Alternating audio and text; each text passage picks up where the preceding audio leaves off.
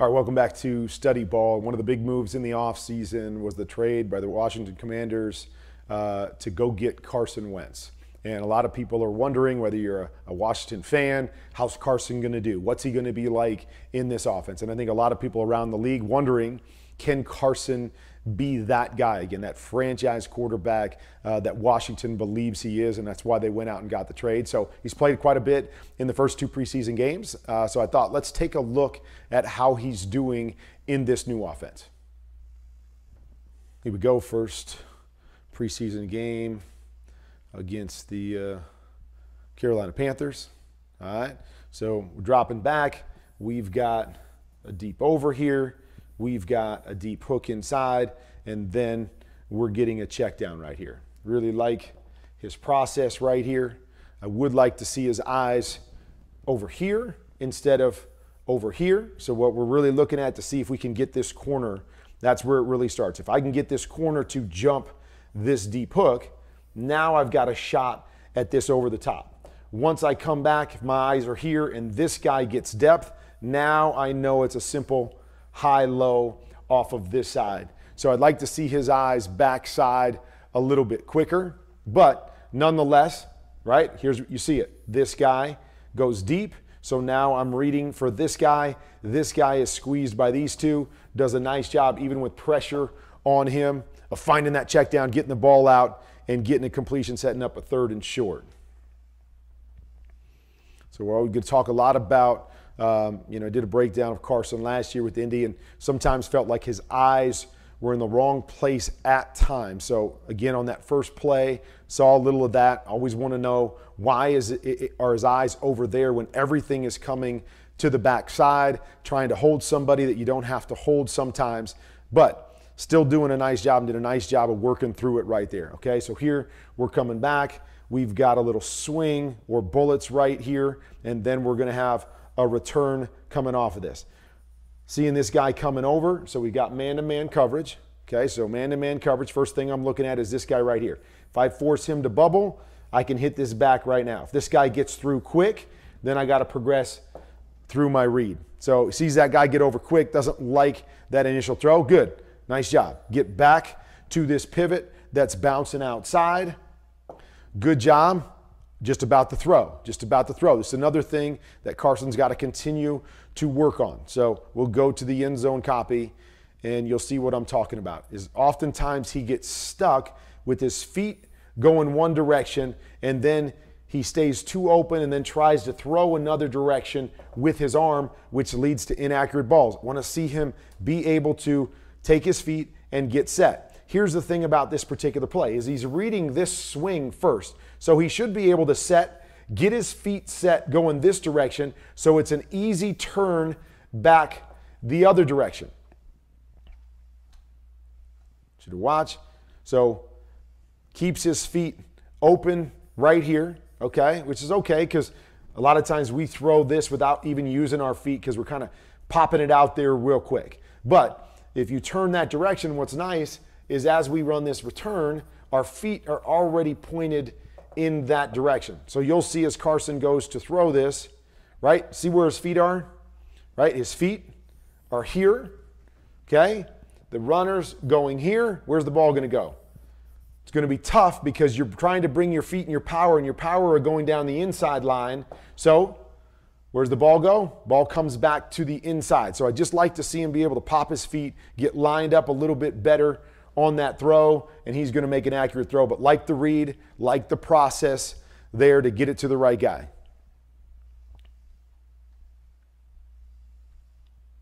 Love this.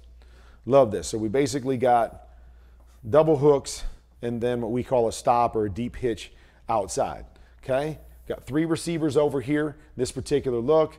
We got the safety up high. So we're looking at the underneath defenders. So basically we got 1, 2, and 3 against 1 and 2. I like reading this outside in because the longest throw is outside. So I like reading it outside in. I like reading this guy first when that corner is off. What's this guy going to do? Does he buzz out underneath? Great. Now I'm right back into this guy to read my 2-on-1 inside. This guy turns his hips, doesn't get a lot of width, holds on the inside guy. then boom, ball's out right here. Watch this. It's great. Put your foot in the ground. Sees it. Reads the right guy. Sees this guy. Squeeze to it. Look at it. Ball's coming out. Great timing. Stick your back foot in the ground. Great throw at the outside number away from that defender. We get a big play. Really, really like the decision making right there. Balanced with his feet. Was attacking with his feet. And that's when he's accurate. Right here, we get man-to-man coverage. We're going to outside release, run a corner. We're going to come back here with the pivot. Again, watch the feet. Feet. There. Boom. Boom. Reset. Even though he's a little bit, probably a little bit too far inside again, but he's turning and working his feet out to that guy, able to deliver a good, accurate ball, quick feet, balanced, get it to your guy, let him go get the work done and get you a first down. Good stuff. Definitive when he knows what he's looking at, attacking the throws, just need to line up technique-wise. This was one of my favorites right here. So looks like it's a man-to-man. We can go corner. We're going to go shallow, and then the back's going to come here on a little angle route. So we're going to start with that little angle route, and it looks like they're going man-to-man. He's chasing the back here. Then all of a sudden, at the last second, he attacks and blitzes. So again, not really sure what he's doing other than does he think this guy's blocking, and the back's going to block, so he's green dogging. Oh, my guy's blocking. Now I'm going to add on. But nice recognition by Carson right here that there's the pressure. Slide, little slide, balance, guys in his face, get the ball out, boom. We got ourselves a big play right there, and we're rolling. Like it. Nicely done, setting us up to score some points.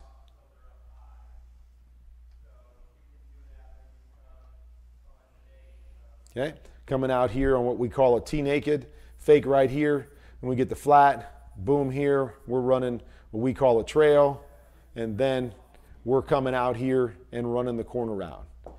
All I'd like to do again, eyes. Anytime you got a naked, eyes go to the flat first, right? What are we trying to do with the naked?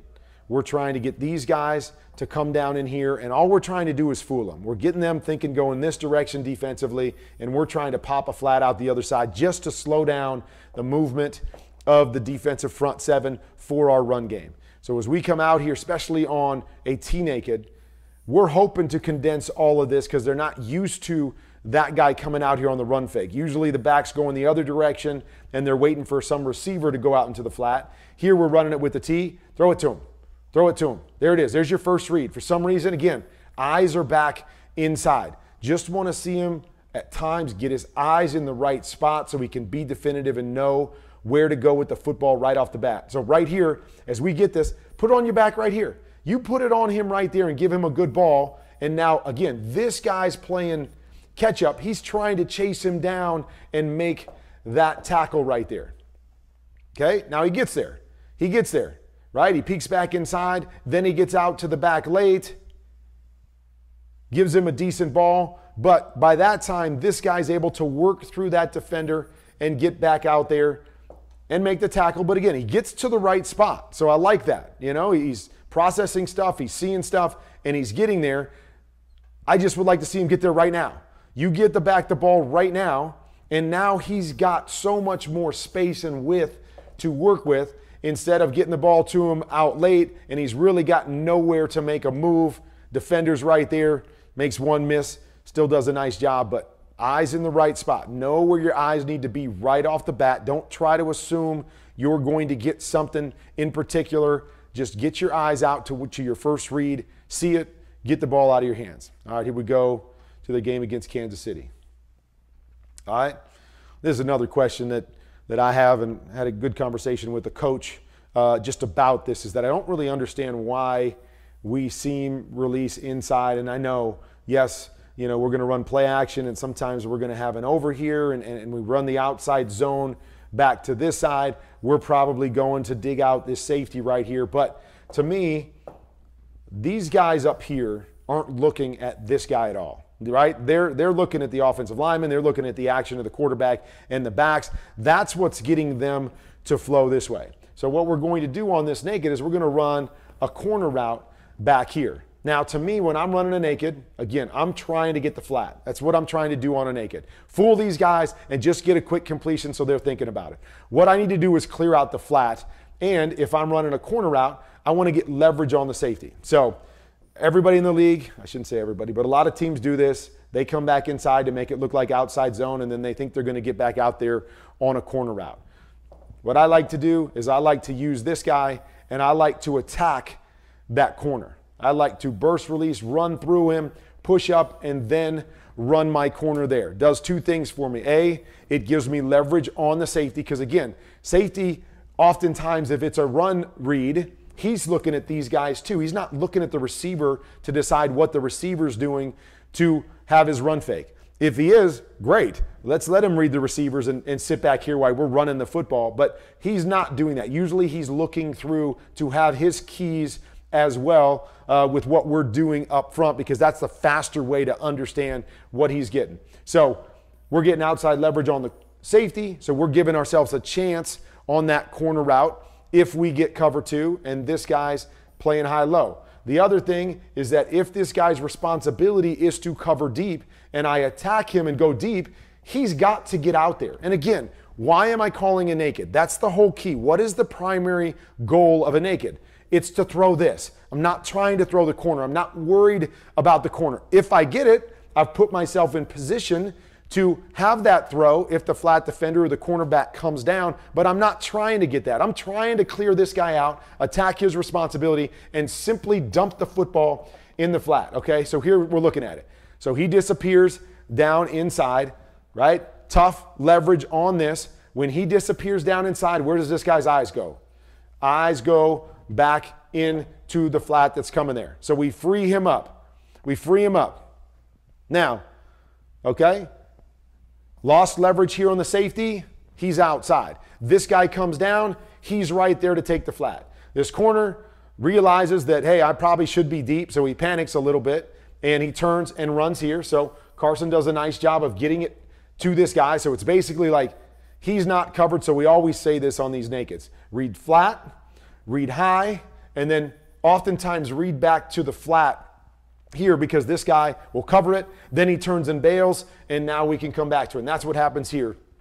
Sees it, now he's in position. Now we're not in very good position offensively, but he panics and goes running back, and Carson does a nice job of getting it late to his flat. But again, for me, I'm going to attack this guy right here. I'm going to try to get him to carry me initially simply because I'm trying to throw that more than I'm trying to throw the corner. A lot of it comes down to primary, but again, good conversation on why you do what you do. To me, you run routes to get your primary guy open, and that to me is why I would burst release that on the corner and get that guy's attention and let him go chase me and carry me because I'm going to fool the front seven and I'm going to pop it to the flat and I'm going to have a chance for a nice play.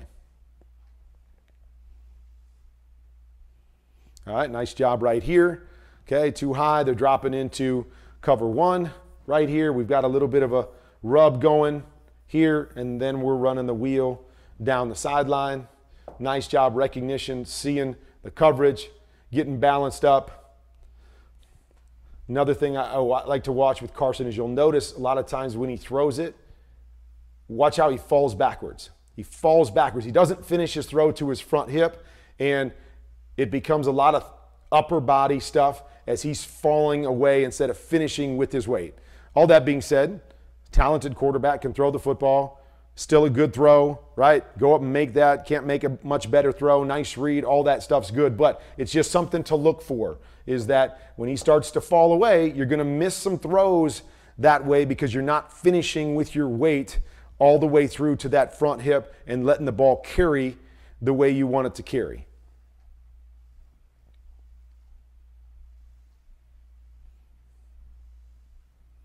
Love this right here. Okay, so play action. Okay, so here's what I was talking about, like with the naked.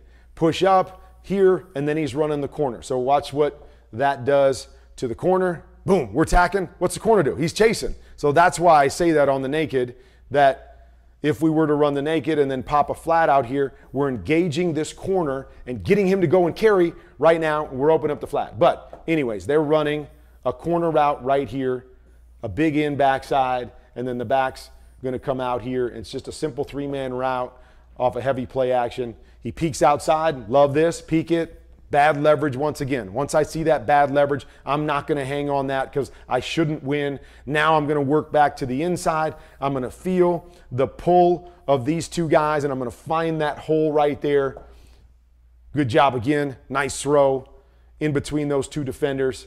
Again, here's something that I want you to watch. We saw it on an earlier play. I love the process. Love what he's seeing. Love all of that. Now the biggest thing for me is watch the feet again. So where are the feet going? Where's the arm going? Feet going here, arms going here. What happens with the ball? Ball's out in front and low, okay, and it's going away. So he just misses a little bit. Again, not a horrible throw, still makes it, like the process, but that's what happens. When you got a line set here and then you're trying to throw the football there, you've got power going and most of your power goes this direction, then you have to make up for it with your arm. He just steps and drives it. I believe this ball goes where his feet tell it to go. And now we maybe can hit Terry and he's running, but still not a horrible throw, but I think there's things there that we can get cleaned up and it can help him to be more effective. But love the process, love what he's seeing. Okay, so we're going to motion out and we're simply going to run double outs to this side. Okay.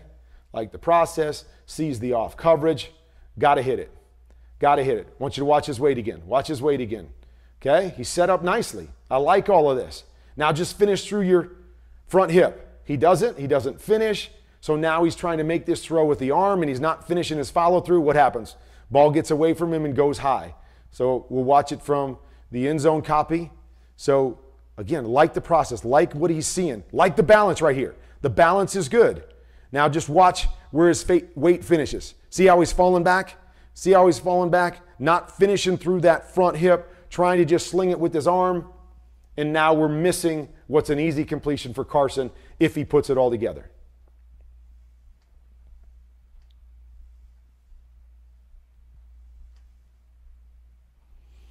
Okay, so this is like the worst case scenario. So what we're doing here is we're going 1, 2, 3, 4, to this side. We're going to run the slant back to this side. So what we do when we go 4 strong, what we're trying to do is we're trying to get the entire defense to push over to this side so we can get this one-on-one backside with our guy, okay?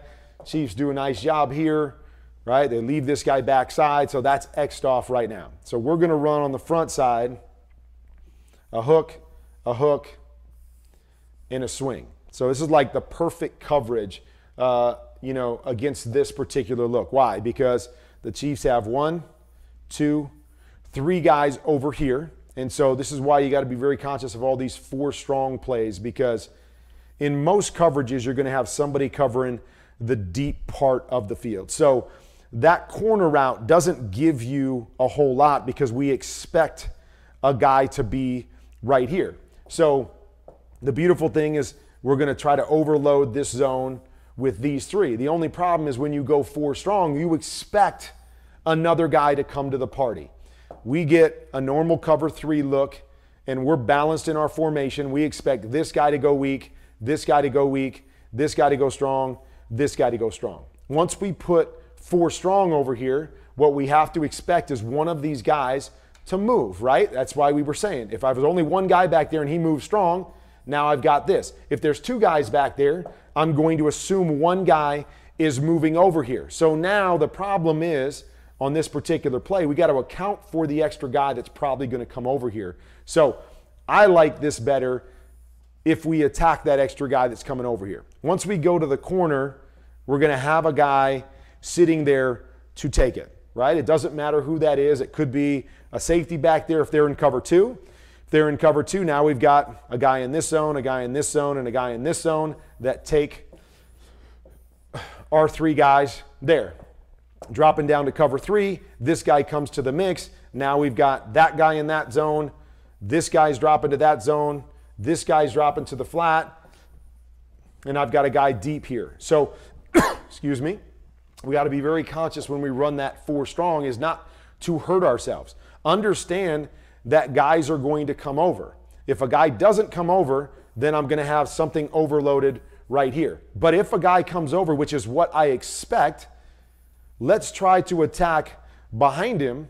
So now, okay, go ahead and take your flat. Okay, go ahead and take the hook. Now, when those two things happen, now I would get a high-low off of this guy because this corner route doesn't give me much in zone. It only gives me something really in man-to-man coverage, and I've got this back here for man-to-man coverage. So using that for man, I'm trying to use this concept to attack all the different zones that I could get, including any zone that brings an extra guy to the party. All that being said, tough look because the Chiefs play it really well. Carson, again, great process.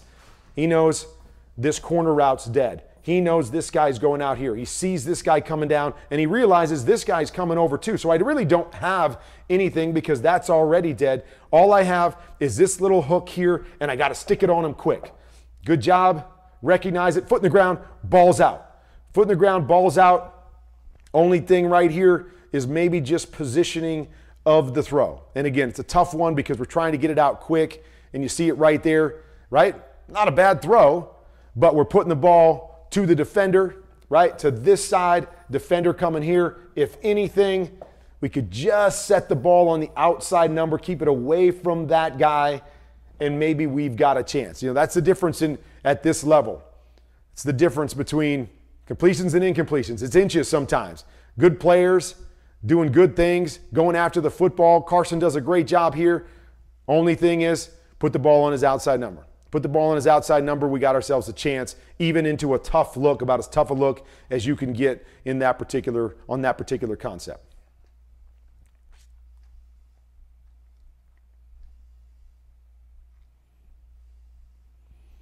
Okay, here's one again. I would like to see Carson just be more patient. Now, there's nothing wrong with this check down. What do we have here? We have this, and we have a go route backside. So initially, when I see this, I see it too high. So I'm telling myself, if I'm Carson, off of the play fake, I'm going to try to get my 2-on-1 over here if the coverage stays that way. Okay? So 2-on-1, inside out initially. So I'm going to read the backside safety and just verify that he goes back there, because once he goes back there, now I know I've got my shot to the inside and this guy's not coming over. If I look at that backside safety and he turns and hangs back to this side, so he's in position to take this one, now go find your go route over to that side, right? So see it? See how they're dropping in? They're seeing it. They're dropping in late. Here's your throw if you want the one-on-one throw to that side, because again, this guy's coming over to steal it. Safety frees him up to be able to play out here. So that would be a shot backside once that happens. Goes front side, that's fine. Whatever, doesn't see it. I'm okay with the fact that, again, the safety would probably tell you to go down here. So that to me becomes, did you see this? Did you see this guy come over? Did you think about going back there? Okay, did you not see this guy come over? If not, then we should be reading that safety who gets outside. I should be peeking here first, and maybe we peek that, we feel this guy coming over, then the corner carries. Great job seeing that, right? It's not just an isolation where this guy stays up in cover 2. Corner carries, so great job in the finality of this as I come to look to this side, corner carries, boom, hit your check down, get it out. I just thought he was really quick to the check down. I'm not sure what took him to the check down so quickly here with the look that he got, but ultimately, I'm not mad at him. Maybe it just popped for him. He saw the space and he put it on him. Again, just watch the football. Watch his feet. Okay, feet. Where are his feet? Feet are here. He's throwing the ball here. Now we get a completion because it's a 10-yard throw, but look at the ball. Ball's up and away. Nice catch there, but bring your feet. Bring your feet. I want to see him continue to bring his feet, because when he does that and stays balanced, he's really, really accurate, but he has a tendency to kind of open up to his left and then fling the ball out to his right-hand side, and it can create some inaccurate throw. So we'll watch it again here. Okay, so you see, again, his head's kind of scanning. I'm not really sure what all he's seeing here, but nice job to ultimately get to your check down. Boom. Feet are here. Ball's going there. Leads to inaccuracies. When you allow your body and your arm to go in different directions, so you got power going in different directions.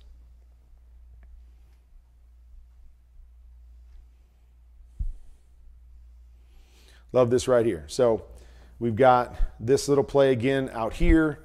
Then we're going to have the double rubs. So as Carson goes through this, I think he's thinking, oh, I got a chance right here. But then, because he's reading off of this guy, I think he's going to have a chance to the back. But then all of a sudden, this defensive end widens with that back, and it almost looks like he's going to peel and cover him. I get it. Now he hits him and lets him go, but great process right here, right? Okay, I see that all happen. Let me get to my number 2 guy. Number 2 guy is the shallow crosser. Nice ball right here. Again, like to see him bring his feet a little bit more, but still, here, gets away with it, and great ball out in front. Boom. Nice job. Well done working through his progressions, getting there with his eyes, processing really, really well, and we get a nice completion.